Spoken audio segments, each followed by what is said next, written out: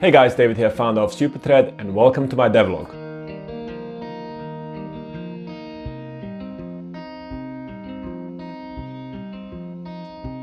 So this is going to be a three-part series where I give tips on how to become a more efficient programmer. Now, I found these tips to be working for me, and I found them to be useful, but they may not work for everyone. And you may find that some of them work for you, but not the others. However, I found them all to be useful for me. I'd say that these tips are aimed at people who are already programmers, who have been kind of programming for a while and are looking to become more efficient or more productive. However, I think they also apply for people who have just graduated from university and are just starting out in their career as a programmer. Now, before I give you these tips, I'd like to just give you a little bit of an update as to what's happening with SuperThread. As you know, at SuperThread, we're working super hard on launching our early access version, and things are going well. We're working on redesigning our endpoints so they're kind of more consumable by you guys. On the front-end side, we're finalizing the final stages of the main parts of the actual application. As always, we are super maniacal about being very efficient when it comes to the code. We are removing any code that we can so things are faster. We're counting every millisecond, so that feels real nice and snappy. And we're just kind of generally working on creating a super nice and super delightful experience when it comes to issue tracking and collaborative software. As you know, we're looking for early access subscribers. So if you guys are unhappy with your current issue tracker, go to superthread.com and sign up. And we look forward to releasing it to you guys so we can get your input, because it's quite a solitary kind of activity working on this by yourself for months.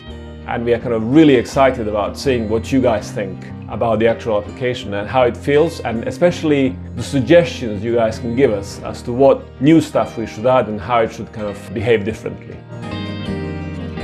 So without further ado, let me give you my first 5 tips out of 15. And as I said, this is going to be a 3-part series, and this is the first part in the 3-part series.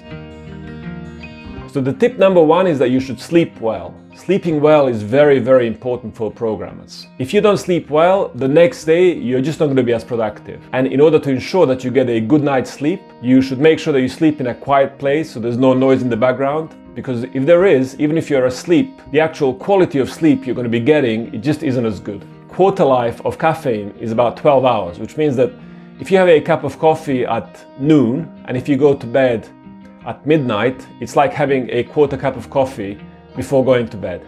And even if you fall asleep, because you've had caffeine and it's in your body, the actual quality of sleep isn't going to be right, so the next day you just aren't going to be as focused. Number 2 is that you should eat well. Eating well is crucially important. If you eat the wrong types of calories, your body just doesn't release the right sorts of chemicals and your gut bacteria isn't working right, which means that while you're programming, you just can't focus as much. Tip number 3 is that you should exercise.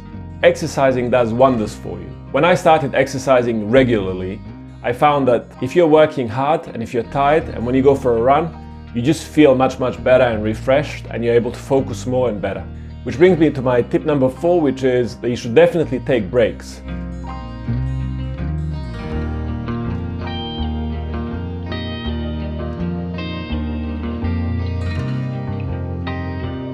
Taking breaks is crucially important. Programming is a deep type of activity where you have to focus, and it's kind of a conscious type of activity or conscious learning, which is extremely hard for your mind. If you don't take breaks, say every 25 or 30 minutes, you just aren't going to be as productive. So even if you feel that you are in the zone, what we call in the zone in programming world, you're just going to be less productive and less efficient unless you take breaks every half an hour. This sort of approach is called the Pomodoro technique, and you can get apps out there for your phone or your computer where it actually tells you that you should take a break and take a 5-minute break, and then after the 5-minute break it tells you to go back to work.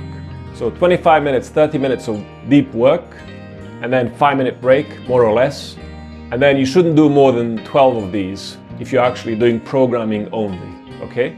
This doesn't count for other work, but I'm talking about programming here. Tip number 5 is that you should make sure that you create yourself or you work in a controlled environment. So what do I mean by this? Now, if you work in an office where there's people passing through all the time, they're making noise, they're distracting you, you just aren't going to be as productive as if you were to work in a quiet place where you know exactly what's going on and there's no kind of distractions. Also, if you work from home, try and find a room where you're not going to be distracted. So if you work in a house where there's noise in the background, you just aren't going to be as productive. So try and create yourself a controlled environment where you know there are no distractions, so which will allow you to kind of focus and do your deep work. So that brings me to an end of my part 1 of part 3 series, and I hope you guys enjoyed it. Don't forget to sign up for early access on supertrader.com, and I hope to see you guys next week.